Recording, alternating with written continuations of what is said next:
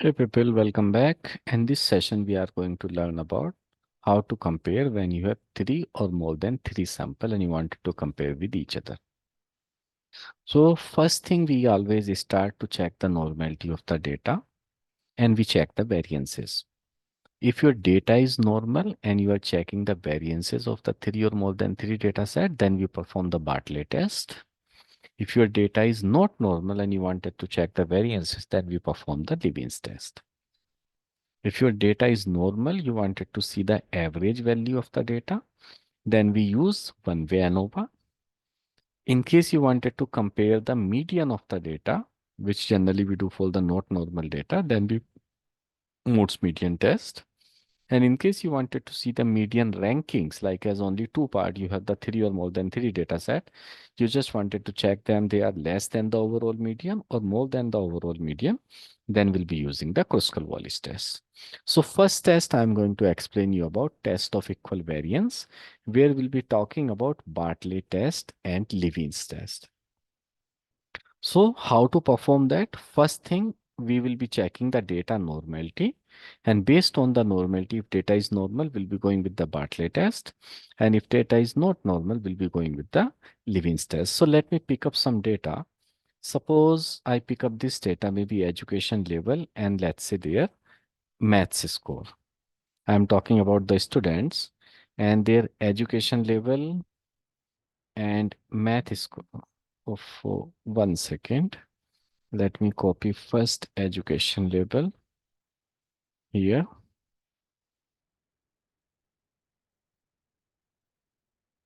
Why so? I'll copy like this then.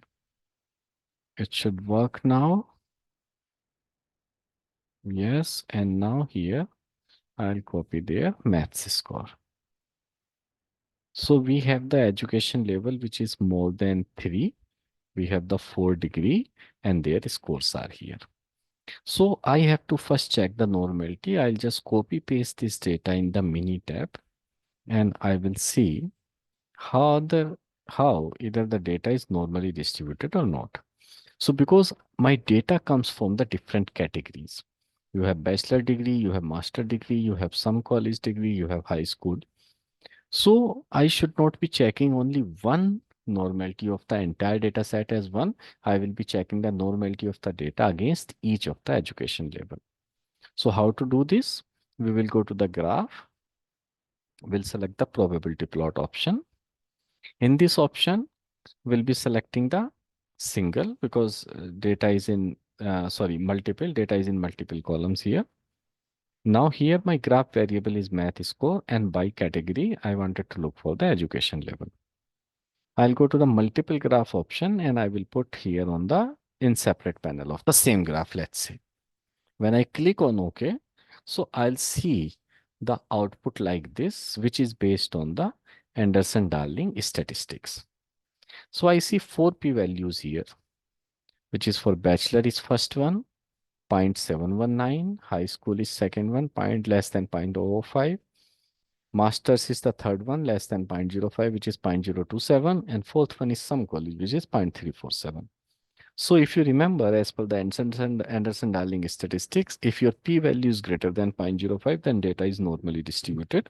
And if the p-value is less than 0.05, then data is not normally distributed. So in this case, we have two data set as a normal and another two data sets are the not normal. In such condition, whenever you face like as one data is normal, one is not normal, so what to do? In this case, we treat our data set as a not normal.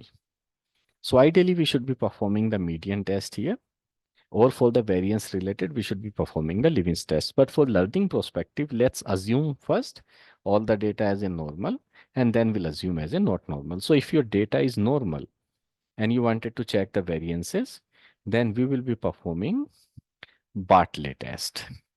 So how to perform the Bartlett test? Let's see in the mini tab.